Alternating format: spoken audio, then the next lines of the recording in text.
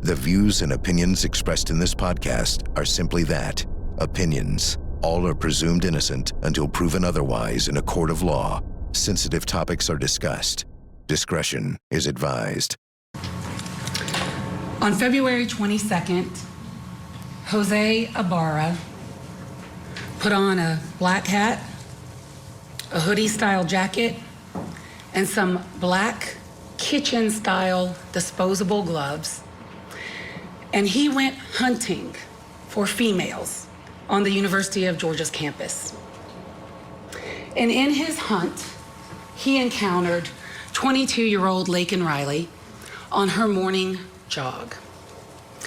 And when Laken Riley refused to be his rape victim, he bashed her skull in with a rock repeatedly. That is what this case is all about.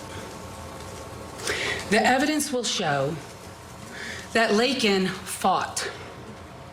She fought for her life. She fought for her dignity. And in that fight, she caused this defendant to leave forensic evidence behind. She also marked her killer for the entire world to see. The forensic evidence that he left behind in this fight is his DNA, and only his DNA and Laken's, underneath Laken's right fingernails. He also left behind in a struggle with her over her phone, because the court will hear that she called 911. He left behind his left thumbprint on her iPhone, which was found not far from her body at the crime scene. And it is that forensic evidence alone that would give you enough evidence to find him guilty as charged on the counts in this indictment. But the evidence in this case will come in basically three forms. There'll be forensic evidence, there will be digital evidence, and there will be video evidence. And all three forms of those evidence will point to one person, Jose Ibarra, as the killer of Laken Riley. And this is not working. We'll start with a timeline, and the timeline is established by a lot of the digital evidence that you're going to hear about. And for Laken, that timeline begins basically at 9:03 in the morning. At 9:03 on Thursday, February 22nd, Laken Riley did something that she does all the time, and she went out for a morning jog. She lives not far from the crime scene, and Your Honor is going to see several maps in this case, and you will see that where Laken Riley lived, where the defendant lived, where our other victim who you're going to hear from in this trial, Tasia Swee, lived, Building S at the University of Housing, at University of Georgia Student Housing, and where items of evidence were dumped in this case and where Laken was murdered. It's all clustered together. And it's all clustered together within about a half-mile radius of one another. And you'll see several maps throughout this case. But she left her house at 9:03 in the morning. We know that for several reasons. She was captured on her Ring doorbell. And you'll see that video through our first witness. And she also was captured on a trail cam that becomes very important in this case. And at about 9:05 a.m., she's captured running from her house down Rogers Road, eventually towards the crime scene where she encounters this defendant. She is running, as you will see, with a few things that are important. 2 AirPods, and they are noise-canceling AirPods. And her phone, her iPhone, is in her left hand. She's wearing typical running clothes, and you're going to hear a little bit about how she runs, what she runs with, because these things are important to judge what eventually happened between her and this defendant on the trail. She wears typically very tight running clothes because that's what's comfortable when you run, so it doesn't get it doesn't come off or get loose when you're running. And so this particular day, she's wearing running tights, white Hoka shoes, and 3 layers of clothing on her top. She's wearing a running bra, a shirt, and a tight black Lululemon jacket when she leaves her house. 9:11 a.m. exactly, Laken is a few minutes into her run, and we have some digital data which we'll talk to you about, which is a Garmin watch that Laken had gotten for Christmas that she's wearing on her run. And this watch captured a lot of important data that you're going to hear about. But she is on her run, and her phone, she activates the emergency function of her iPhone, and you're going to hear about that through testimony of the witnesses who examined her phone. She activates the emergency function of her iPhone, and she attempts to call 911, and she in fact does call 911. Her call is connected to ACC PD. At 9:12, you'll hear that the call was hung up, and I'm going to play the call for you. At 9:12, the call was hung up by the caller, not the 911 center. The 911 center did not hang up on Laken Riley. The phone hung up. And at 9:12, they tried to call her back, and there was no answer. This is an enhanced version of the 911 call, and there will be several stipulations between the parties in this case. We will execute a waiver of them as they come in. One of the stipulations was that this 911 call was sent to the FBI in Quantico, where they attempted to enhance the call. And this is a 1 minute and 8 second call, and this is the enhanced version of that call. And I'd like the court, when listening to the call, right about 55 seconds into the call, you're going to hear a voice.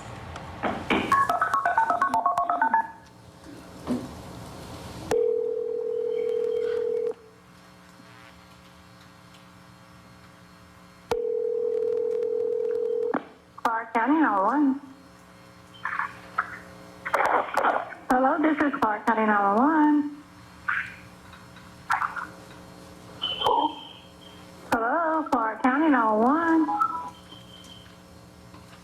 Can anyone hear me?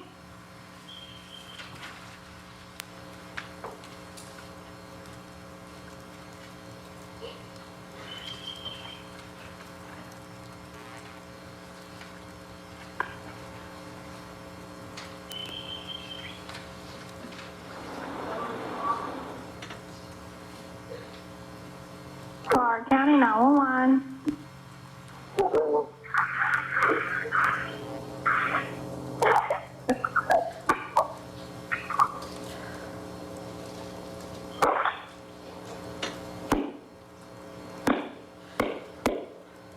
Yo Tango.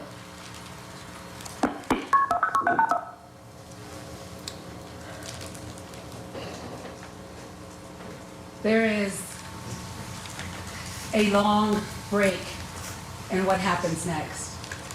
It was Laken's mom, who Laken usually talks to on her run, who started calling Laken at around 9:06 that morning. And you'll just see the call logs from that and the evidence of that through Laken's phone. And when she could not reach Laken, she began calling Laken's 3 roommates. What a strong opening statement this prosecutor is giving, talking about how Jose Ibarra allegedly went hunting for females that day. And that's when he came across Laken Riley, they say. What a fight this is going to be. Prosecutors coming out swinging in the case against defendant Jose Ibarra, the man here in the United States illegally who's accused of murdering Georgia University nursing student Laken Riley. She was 22 years old, out on a jog, and the state is saying that this guy was hunting for females that morning. They allege that he beat her so badly with a rock that he disfigured her skull. Let's go back in now for more of the State's Open. And you'll read all 3 of them: Lily Steiner, Sophia Magana, and Connolly Huth. All 3 of them are University of Georgia students at the time. They were all seniors. And Laken herself was at UGA, but had recently transferred to the University of Augusta Athens campus because she wanted to be a nurse. But the 4 of them still live together. And the roommates are all, I would say, technologically savvy and security savvy. And they all 4 had iPhones. And there's a function with an iPhone called Find My iPhone, which you can share your location with other people. And the 4 ladies in that house, roommates, shared their digital location with one another 24/7. And so when Allison Phillips, Laken's mom, began calling and looking for Laken, she notified all the roommates. And then the roommates started checking the ring door camera, checking for Laken, texting Laken, calling Laken, and no response. I will say that this particular day, February 22nd, 2024, happened to be the day where there was a widespread phone outage by AT&T. And so some of the girls did have AT&T as their service provider. Laken did not. She is Verizon. And so the girls were having phone problems due to that widespread outage. And so you'll hear about how that kind of interfered with their ability to really find where she was. But eventually, they could not find her. They could not find her for hours. And even though Laken would go out on long runs, she always had her phone with her, so they became concerned. So at around 11:30 on the day of her murder, two roommates, Sophia and Lily, went and walked the trails back behind the intramural fields at the University of Georgia where Laken used to run, but they also had her digital profile. And her digital profile put her in the middle of the Oconee Forest, and they had noticed that she had not moved. She had not moved for hours. And so they walked to where they could last see her digital profile, and the two roommates found one of Laken's AirPods. They photographed it, they collected it, they went back to their house where they could have Wi-Fi to connect because they had no phone service in the forest and an outage was on. And at 12:05 p.m., they called the University of Georgia police and reported that Laken Riley was missing. So it isn't until the police respond immediately, and they take that digital profile, and you'll meet Sergeant Maxwell. He is the officer that found Laken's body. And it takes him, even with her digital profile, this is a very forested area, and she obviously wasn't on the running trail, she was off the running trail. And it took him about 25 minutes, even with her digital profile, for him to locate her. And he did locate her, and you're going to see the body cam footage of him locating her. And what he found when he found her is that she was hidden kind of almost under a tree and covered up with a bunch of leaves. The first thing he noticed was that her breasts were completely exposed. All three layers of her top clothing were pulled up above and around her neck. He also noticed that her running tights, which she typically wears above her navel, were pulled down and her underwear was protruding from her tights. He also noticed severe injuries to the left side of her head. He began immediately trying to save her life, but he could tell that she was dead. She was cold. But he began CPR, and you will see the efforts of him and several other University of Georgia police officers where they try to save her. They have to move her out of this area so that they can get her flat on the ground. They give her chest compressions. They give her CPR. They put those pads on her chest to try to start her heart. Eventually, the fire department and EMS comes and they do the same, and they work her for several minutes, but she is dead. She is dead, and there was nothing they could do to stop it or help her. You'll see the crime scene measurements. The crime scene in this case was worked by the GBI in conjunction with UGA-PD. You will hear in this case from GBI, UGA-PD, FBI, and ACC-PD. The four of them really in conjunction worked this case. And the crime scene, importantly, when they get there, there's really very few items there. But item number one, where you see on the trail, is the other AirPod that Laken was wearing at the time that she was running. And then they saw a disturbed area of leaves to a point where they found two rocks and a tree, both of whom or all three of which have Laken's blood on them. And then Laken's body was a few feet away from that, where you see the green there. And then her phone was not found near her body. It was found where you see item number 8, which is the other tree that you see there. But her person was taken 64 feet off that trail. So from where AirPod is, item number 1, to where you see items 2, 3, and 4 is 65 feet. So in legal terms, he asportated her 64 feet off of that trail so that he could attempt to victimize her.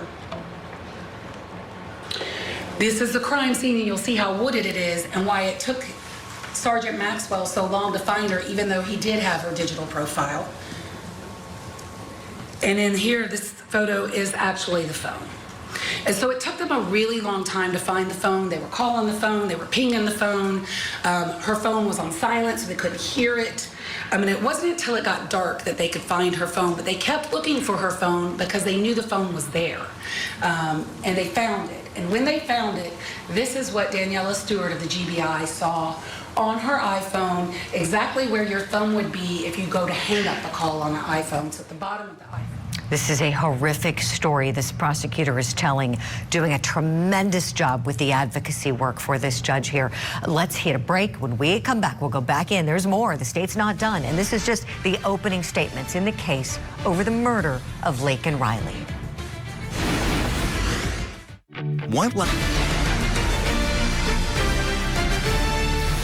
Back to court we go. We're in Georgia in the trial over the murder of nursing student Laken Riley. Let's go back in.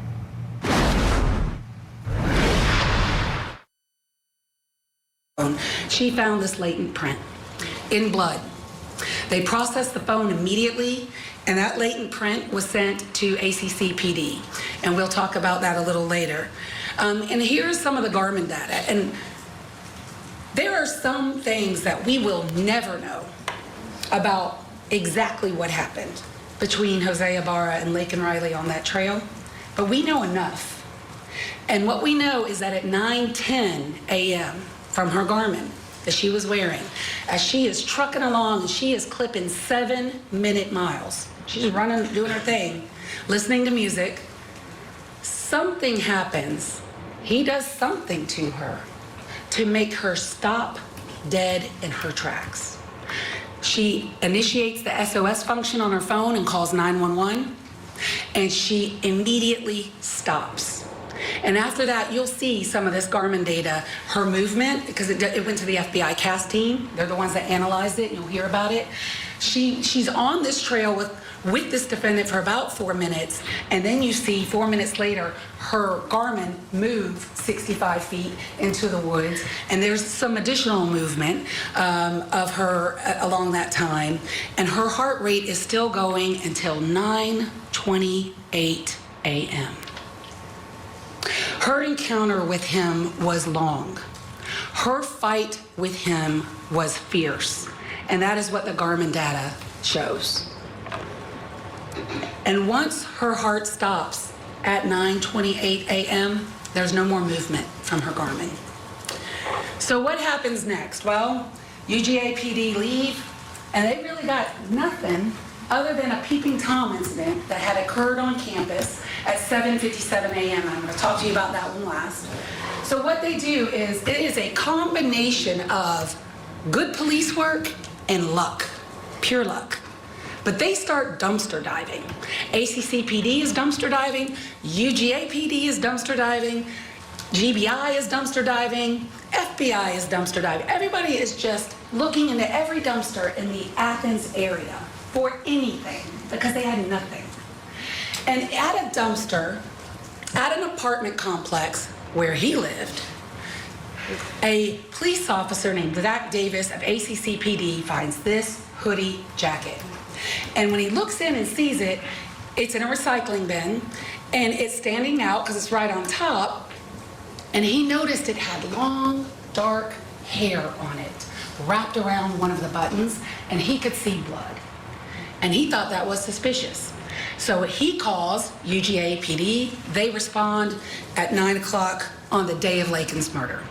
They collect the jacket found in the dumpster, and they send it immediately to the GBI Crime Lab indicator for testing. But while they're there, they notice, they look around and see that one of the residents in this apartment, and B32, had what's called a Eufy camera, which is like a Ring camera but works a little different, had a camera aimed at that dumpster. And so they asked the resident that night, hey, can we come in? Can we see your camera? He agreed to let them see it, and this is what they saw. At 9:44 in the morning, about 15 minutes after Laken Riley's heart stopped, This is what they see.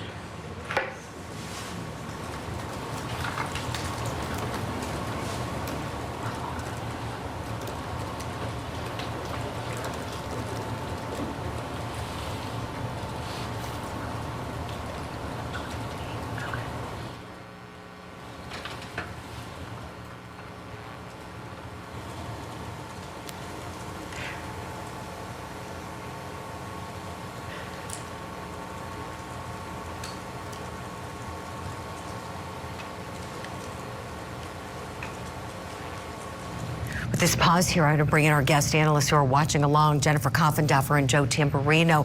Jen, I want to go to you. What's your reaction to the state's open, please?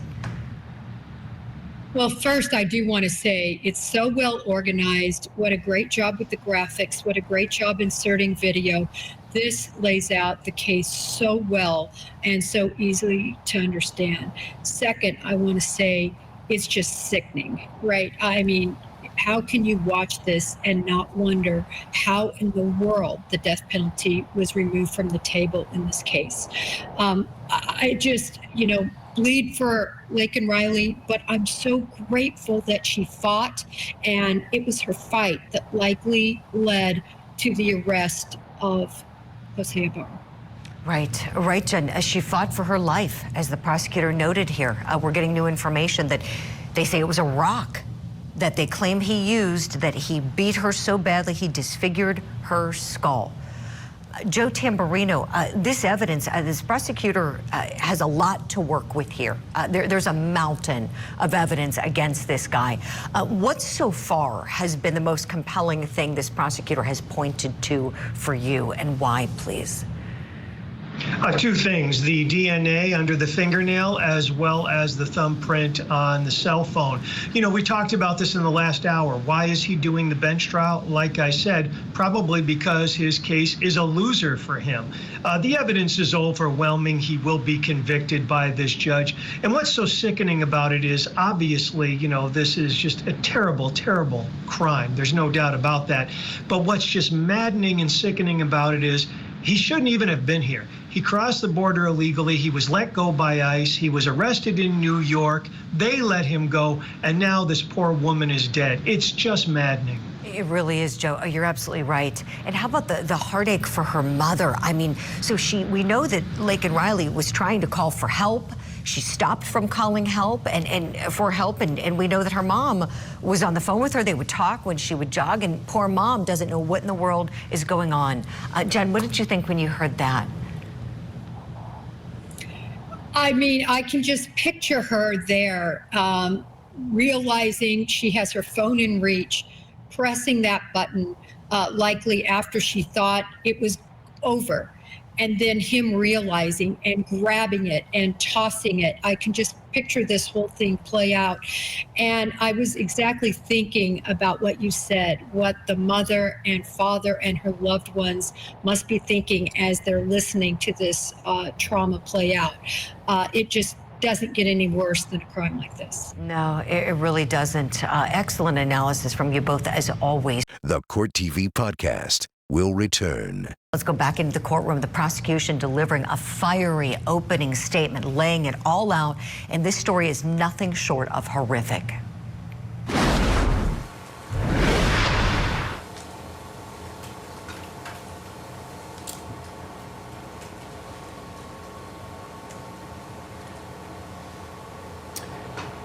So they saw an individual who they did not know who it was at the time, dump the jacket in the dumpster and go to those bushes there and dump something there. So they go to the bushes, and this video has been enhanced, and I'm sure you're going to hear a lot of testimony about this video, enhanced the best they could by GBI Cyber. And I know the court sat through some motions to suppress where this black Adidas hat, there was a lot of discussion about, and you're going to hear more about all of those things. But this is an image that they locked in on and began to circulate around the neighborhood, or as the cops call, a bolo. Be on the lookout for this individual. They didn't know who he was, and they circulated that. But they did go also that night, still the night of February 22nd, to the bushes, and they found 3 black disposable kitchen gloves. And those gloves were also sent immediately to the crime lab. And one of the interesting things about the black disposable gloves when they got to the crime lab and they were analyzed, this is a picture taken at the crime lab, is that on the thumb of the gloves, there was a hole. There's also other holes in the gloves, and they found them. But on the thumb area of one of the gloves that the crime lab examined, they found a hole. And they also found blood, and that blood was later to be determined to be Laken Riley's blood on those gloves. So I've already told you about the geographic locations. They're all clustered. You can see in this map, the crime scene is at the top in the middle, called body crime scene. The dumpster where the items were found is marked. Building S is right by the bus stop, and then Laken Riley lived further up, Millage Avenue, towards the top of this photo.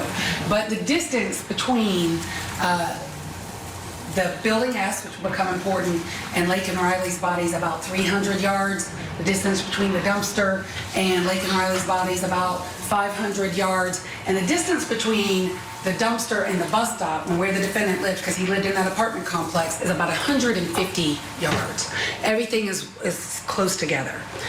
So what happened next in the investigation is that the very next morning, on Friday, February 23rd, at 8:32 a.m., as ACCPD, again, is just looking out for anything. They had the bolo at that point. They encounter a person named Diego Ibarra. And Diego Ibarra is wearing a black Adidas hat that has some interest to them, which is they believe to be the identical hat that they had seen in the video the night before. And I will tell you this, on that hat that Diego Ibarra was wearing the next day is Laken Riley's blood. So their theory that that was in fact the same hat was absolutely correct. So they encounter Diego Ibarra. He gives them a fake green card. They know it's fake because it has 2 different dates of birth on it. And so they ask him to go back to his residence, and they begin talking to him. UGAPD arrives, and they begin to take over the scene.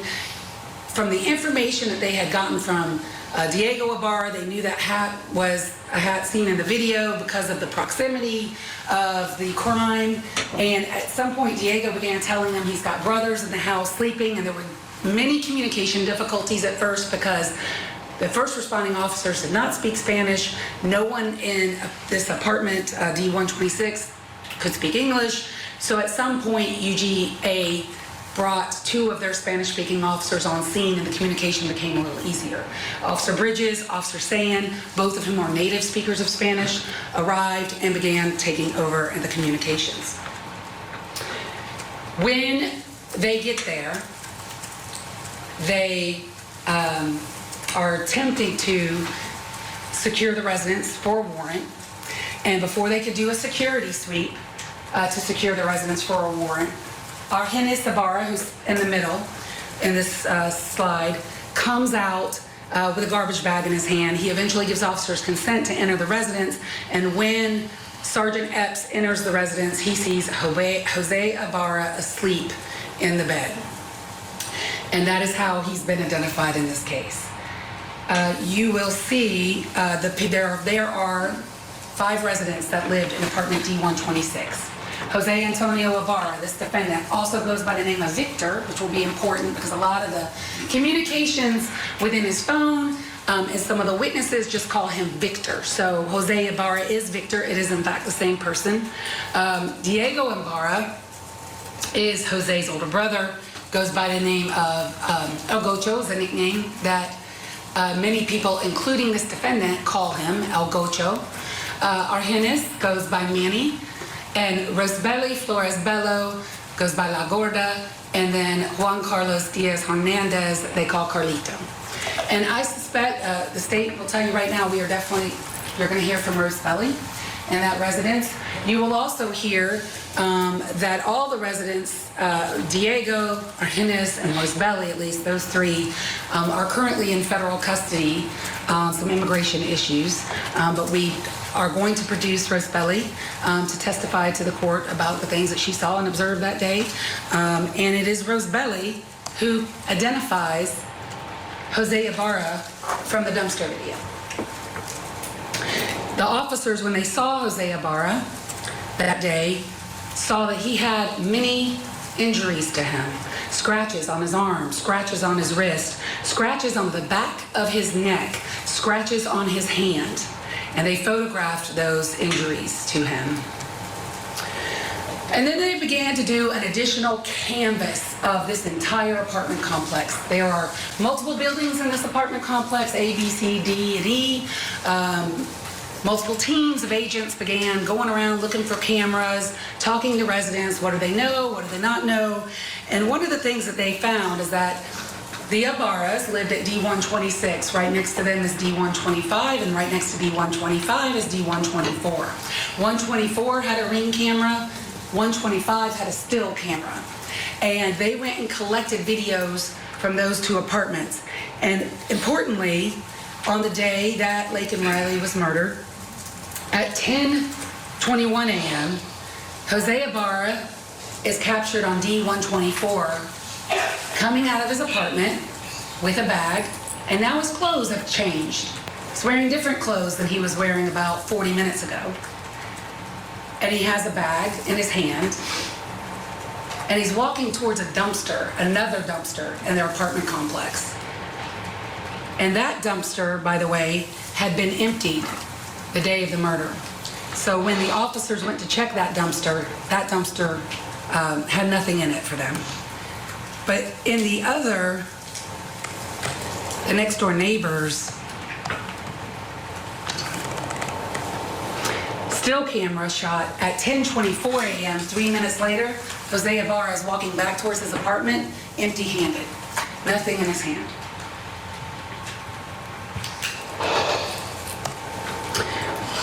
So they searched the residence that day, and they found a few things of significance. Number one, they found 3 more black disposable kitchen gloves, which were sent to trace evidence for plastics and polymer examination, and they concluded that they had originated from the same source as the gloves that were recovered in the bushes. They recovered 2 of the defendant's Samsung cell phones, which you will hear some evidence out of, but they also found no bloody clothing, no bloody anything, and the shirt and the satchel that you see the defendant wearing in the video, the dumpster video, were never found. They're not in that residence.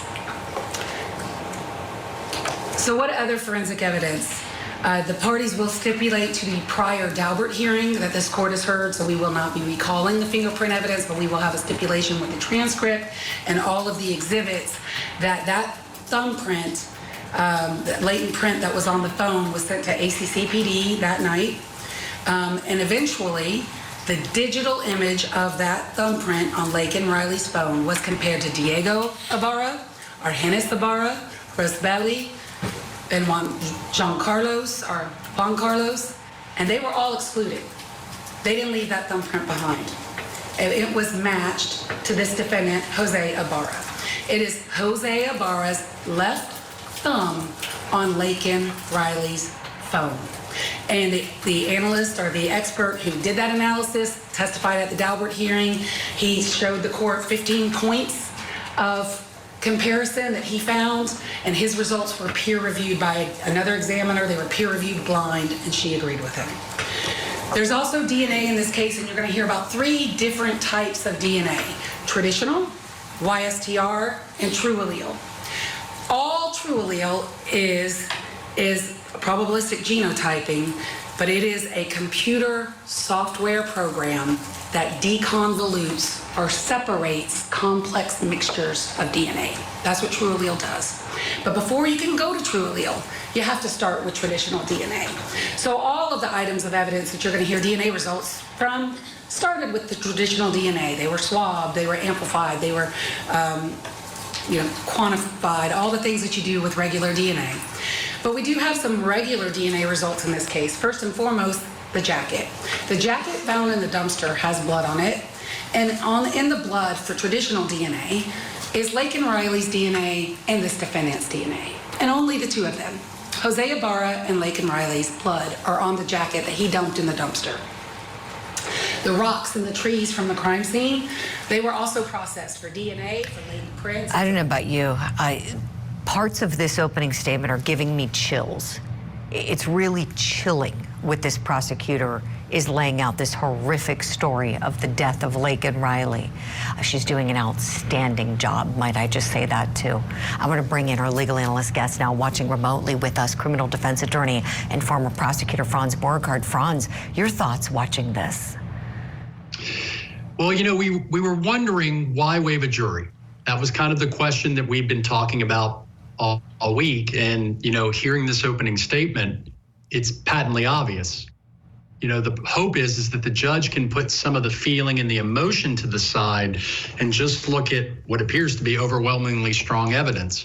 So as gruesome as this is, it makes a little bit more sense in my mind why he may have chosen to waive a jury, although ultimately I think it's going to have the same end result. Mm-hmm. Right. And when you're before a jury, you know, you're convincing 12 or 6, depending upon, you know, the state you're in, as you know, Franz, and emotions can really run high, right? Because these are people who are good, upstanding citizens who may not have experience working in the criminal justice system and seeing, you know, horrific tragedies like criminal judges see day in and day out. And so being able to kind of separate from that emotion, I see what you're saying and why it may be advantageous to go judge, thinking that the judge is going to just look at the facts and not put any emotionality into the decision. The jury shouldn't either, but easier said than done. Tell me, when we think about the pieces of evidence she's putting forward, we're learning new pieces of information that were not, you know, part of the affidavit and made public. Tell me, has there been anything that's really jumped out to you as, oh my gosh, they have this evidence? Well, you know, it was always a strong case, but for me, the DNA is always going to be a subtle burden shifter, Julie. And by that, I mean the defense doesn't have any kind of burden to put on any kind of presentation or case. But when all of a sudden we have DNA in a place where it's not supposed to be, then if I'm a juror or a judge, I'm looking at the defense and saying, hey, what's that about? How are you going to explain that? And if you can't explain that, it's like the Titanic going down. It's just going to keep sinking from there. So for me, what I'm listening to is the forensic evidence, the true alleles, which I love. I find it incredibly interesting. But look, at the end of the day, this feels like a very good case for the state. And so what I'm listening to is you better have a really good defense lined up, or otherwise this is just going to be a slam dunk. Right, Franz. I agree with everything you just said. For me, the one piece of evidence that jumped out was her pointing to the hat, that black ball cap that has Laken Riley's blood on it, the state says. And he's seen wearing the cap even after she was killed.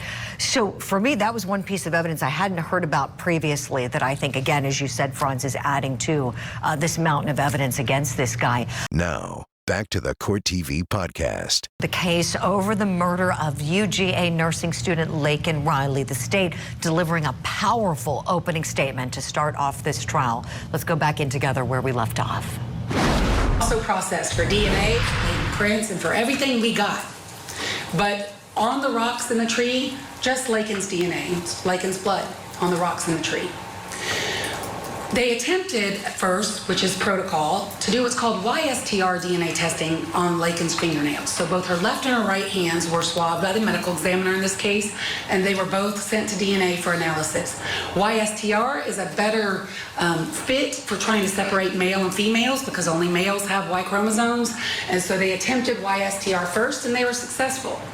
The problem with YSTR, and the officers did gather the DNA of Jose Ibarra, Diego Ibarra, and Argenis Ibarra.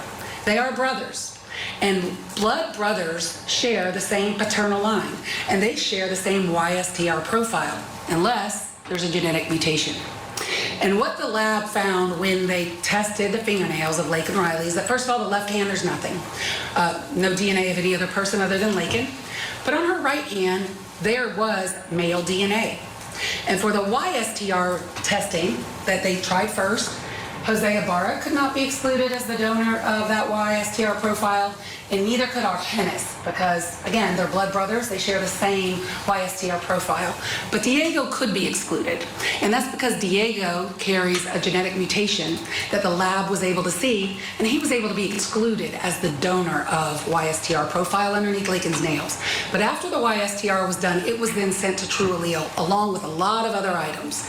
And when True Allele tested, and the data was sent into the True Allele program. It didn't test it, but when the data was sent into the True Allele program, True Allele excluded Argenis as the donor.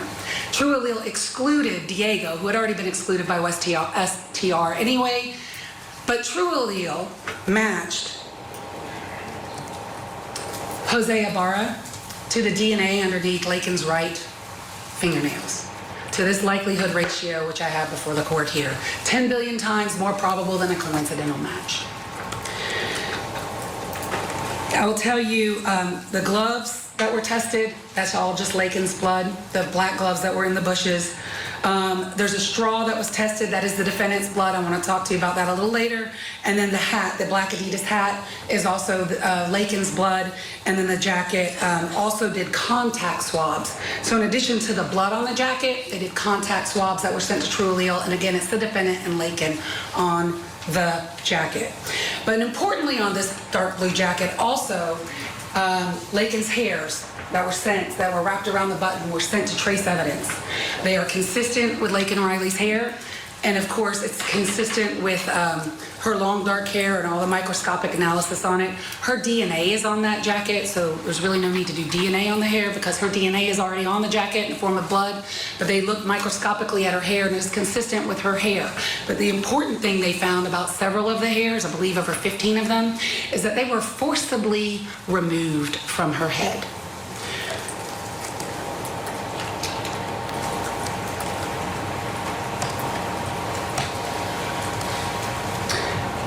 They did do a sexual assault kit on Laken, and several things were tested.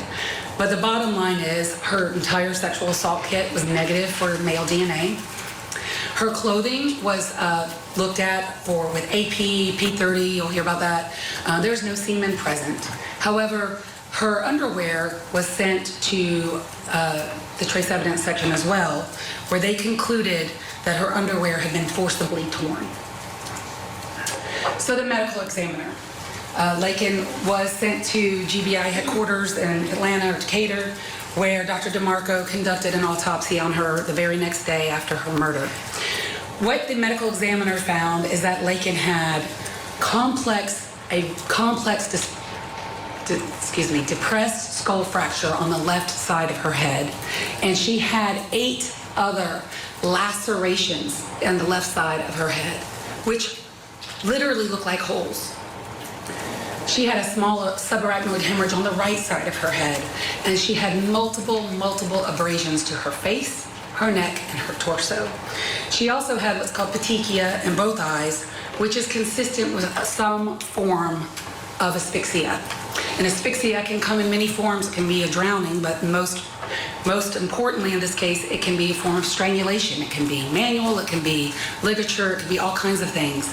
But what the medical examiner said in this case is that Laken Riley died as a result of the effects of blunt force trauma to the head and asphyxia NOS, not otherwise specified.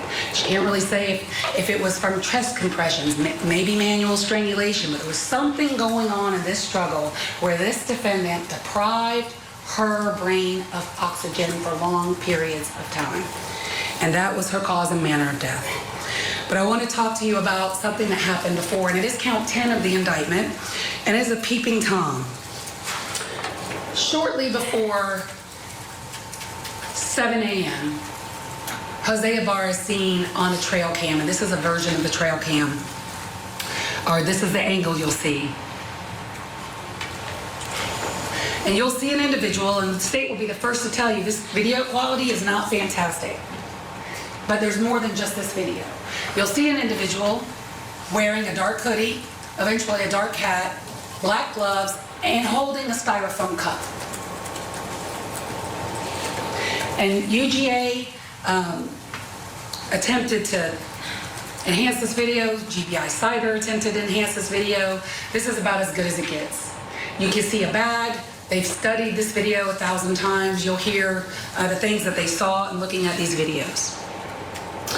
The male is seen on the trail cam exiting the defendant's apartment complex. That's how he gets onto the trail. It's further beyond outside the scope of this exact clip. But he gets on through a path from the defendant's apartment complex to this trail that leads onto campus. And this is Rogers Road. This is UGA Village housing for graduate students. And this is a bus stop that's used by students to take the bus to get to a class.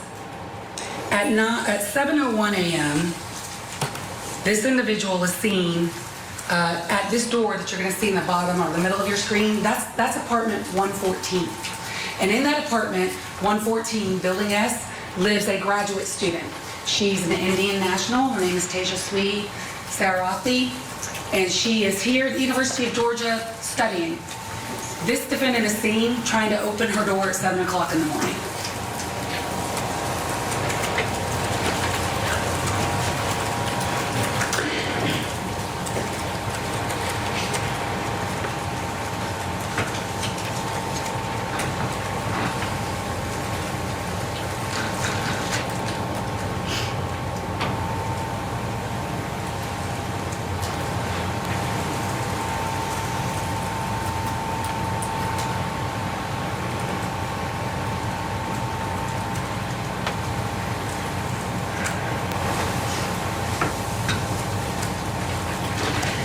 And there's about an hour's worth of video that was watched by UGA PD that between 7:01 a.m.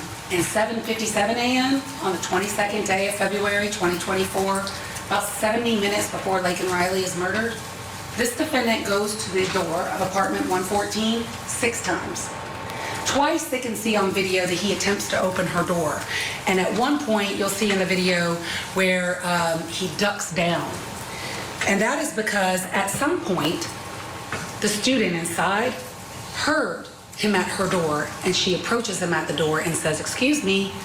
And she will testify to this court that when she said that, she's looking at her peephole, he ducks down. And you can actually see that on the video. And just here's a portion of her 911 call where she calls at 7:57.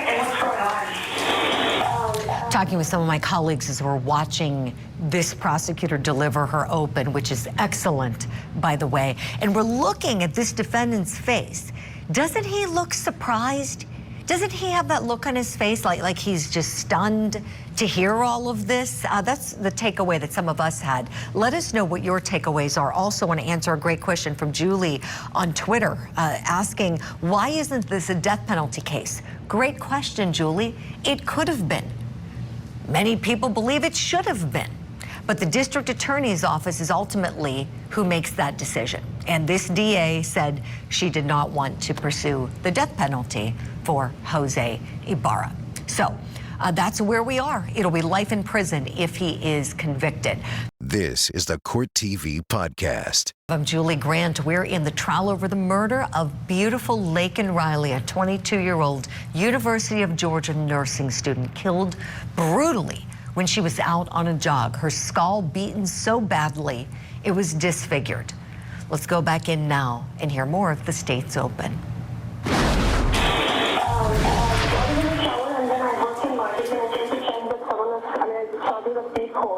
Someone was trying to open the door, and then I said, "Excuse me," and then they just ran away, and then now they just trying to look through my window.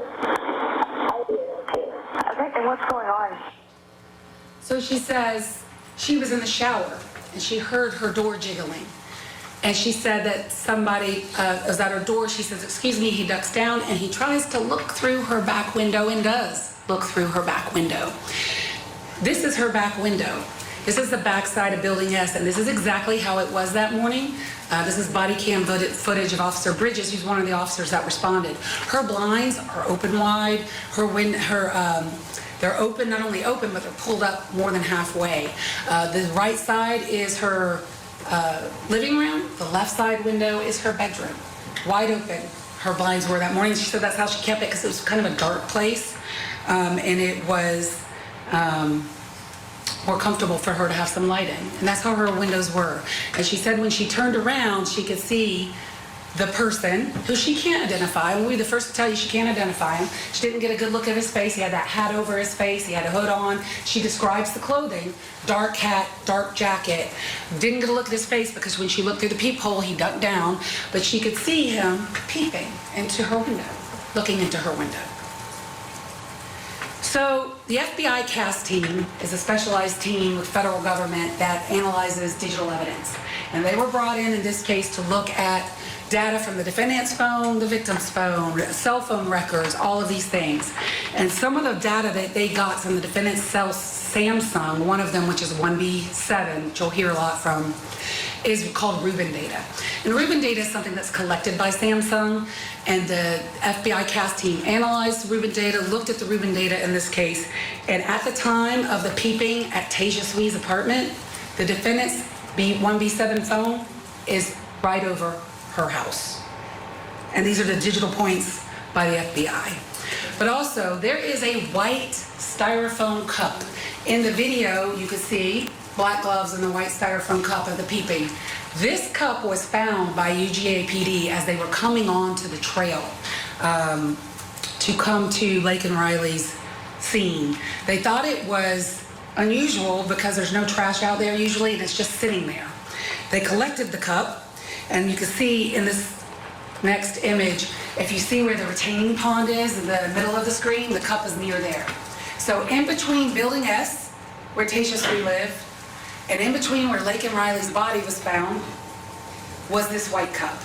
That white cup was collected and sent to the crime lab at the GBI, and it is the defendant's DNA on the straw of that white cup in between the two crime scenes. So also, out of his phone and out of his social media, the defendant, when he woke up that morning, kind of did us a huge favor and started taking pictures of himself. And here are the pictures that he took of himself and posted on Snap, and also can be found in his phone. And one was taken at 4:30 a.m., the second one was taken at 5:37 a.m., and you see in that one that he is wearing the black Adidas cap with the stickers on it, with the same jacket, with the hoodie. Also, he took pictures of himself wearing the same shirt that you see in the video of B32 and the bag that was never found that you see on the side of him in some of the videos taken on the day of Laken's murder. And also you can see from, again, D124 and D125, the day before the murder, he is wearing the evening before the murder, so this is the 21st at 9 p.m. He's wearing the same clothes. So in the end, Your Honor, that is a summary of the evidence that the case, summary of the evidence that the state has in this case. You will hear forensic evidence. You will hear digital evidence. You will see videos, all pointing to the same conclusion, that this defendant murdered Laken Riley, and he also peeked Tasia Sweet's apartment. At the close of all the evidence, we are going to ask that you find him guilty on every count of this indictment, because the state will be able to prove every bit of it. And we ask that with your verdict, the close of the evidence, that you bring justice to Laken, Tasia Sweet, and this community. Thank you. What a great job with that opening statement. Sheila Ross, a special prosecutor brought in to handle this case, just delivering that open on behalf of the state of Georgia. You can tell this isn't her first rodeo. She knows her stuff, did an outstanding job. I want to bring in our legal analyst guest who served as a prosecutor. He does criminal defense work in the private sector now, Franz Borghardt. Okay, Franz, talk to me here, please. I mean, so many big revelations in this open. I mean, I am just astounded at how much evidence the state has to present against this guy. Tell me what you're thinking now as we're getting ready to hear from the defense. So what I loved about her opening statement was it was very straightforward. It was very much, let me tell you how I'm going to connect the dots for you, Judge. She established that this guy is a hunter, that he was out hunting, that he was trying to prey on people, whether that was for deviant means or for maybe burglary, I'm listening and I'm like, oh, and look, this was already a bad case for the defense anyway. I love the fact that she has connected the dots with saying, look, everything points to one conclusion, right? The forensic evidence, the video. I think she did great. And what I really liked about her, Julie, was it's a judge trial, so she doesn't have to go over the top. She doesn't have to put on a performance and still be a very effective advocate, and she did a great job of that. Yeah, she sure did. She sure did, Franz. Okay, so if you're the defense team, what might you do here? Do you give an opening statement and follow that? Do you waive it, considering the fact that the defense has no burden and your client is cloaked in the presumption of innocence? What's the best way to handle this, Franz? So I will tell you, Julie, that in 20 years, I've never waived an opening statement with a jury. However, this might be a case where I might waive it because it's a judge trial.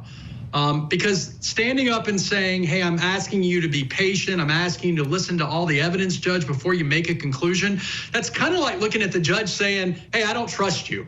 So why get up and say that? Now, maybe they have a theory of a case that vastly diverges from the state's, and if they need to plant that seed in the judge's brain, then that is the only benefit to me, in my mind, of them standing up and doing an opening. Because right now, there is no benefit with a judge trial. There's no benefit to them doing it. Mm-hmm. Right, Franz.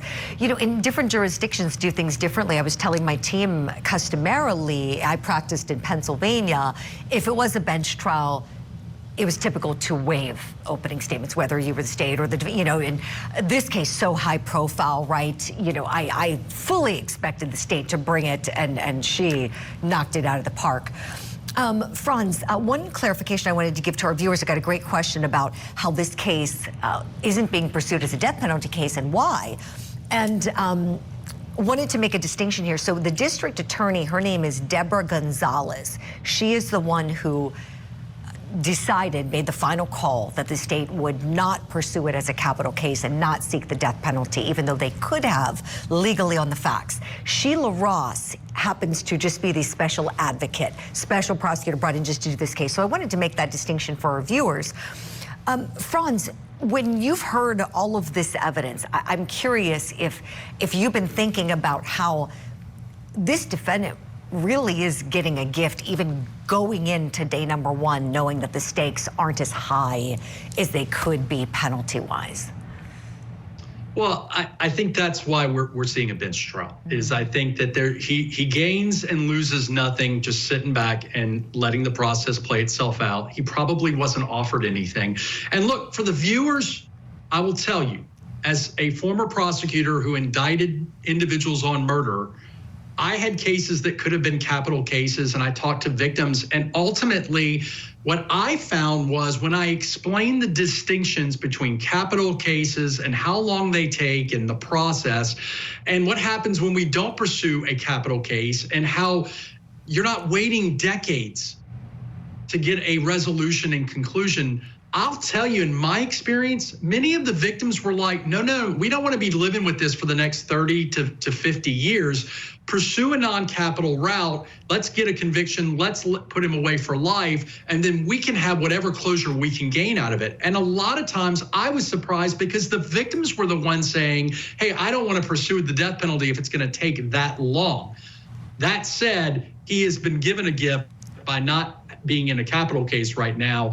And I suspect, again, that's why he's waived the jury. He's sitting back. Maybe his defense attorneys think maybe there's something that they can maybe do, but there's probably no offers, so he gains and loses nothing. Mm-hmm. Right, Franz. Great insight you're sharing here. I mean, just taking everybody into what happens behind closed doors, those private conversations that you would have with the victim's family. And so we can assume that the district attorney, Deborah Gonzalez, did just that, and her office spoke with them at length. That's a very safe assumption to get the victim's wishes. But ultimately, as you know, Franz, the DA doesn't have to go with the victims in their position. The DA can choose what to do on their own without anyone else controlling that call. The Court TV podcast will return. It's time for the defense opening statements in the case over the murder of Laken Riley. Judge, the evidence in this case is graphic and it's disturbing. What happened to Laken Riley is graphic and disturbing, and it is a tragedy. The loss of any life that young and apparently full of promise is a tragedy. And I'm sorry that the family is having to go through this and be here for the presentation of this evidence. People have used this case for their own personal gain, financial gain, political gain. And while this process has its place for testing evidence, it's very poorly suited to healing hearts and minds. So it's the evidence that we have to talk about. And the evidence in this case is very good that Laken Riley was murdered. The evidence that Jose Ibarra killed Laken Riley is circumstantial. The evidence that anyone had any intent or certainly committed any sexual assault is speculation.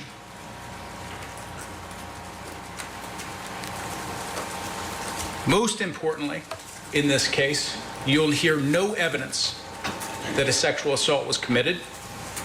You'll hear nothing from the GBI, the FBI, UGAPD, ACCPD, that after looking at all of the evidence in this case, scouring for anything that could help prove this allegation in the state's indictment, that they found any biological evidence that would suggest that, any physical evidence that would suggest that.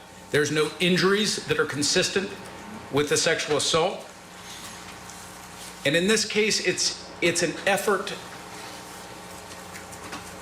to explain a tragedy, but it's not based on evidence. The evidence that Jose Ibarra killed anyone is circumstantial.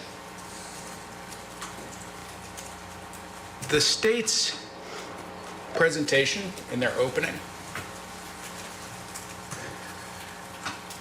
had a lot of detail about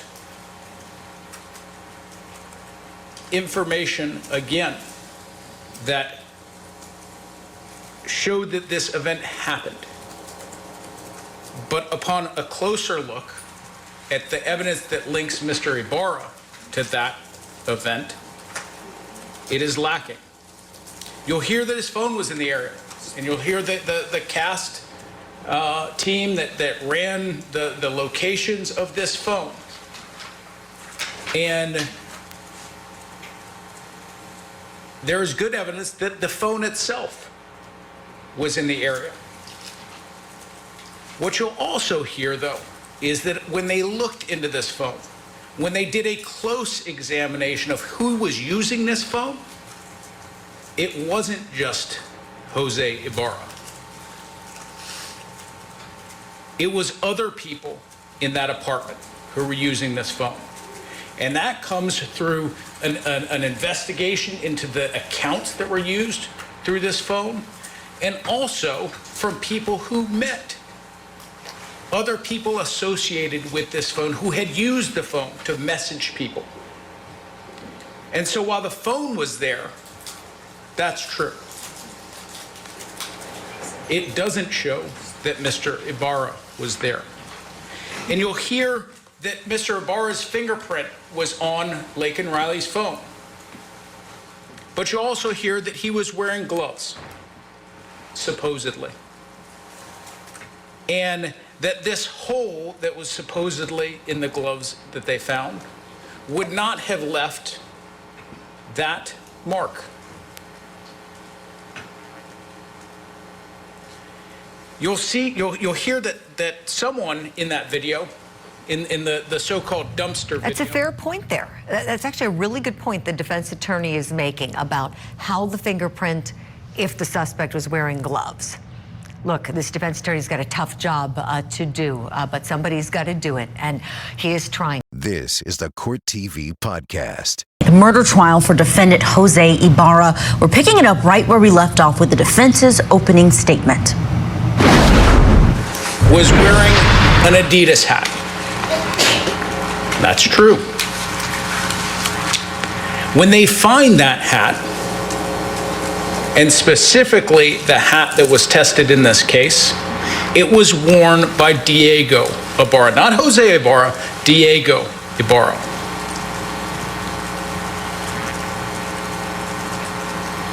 And you'll also hear, and the state will ask you to consider different types of forensic evidence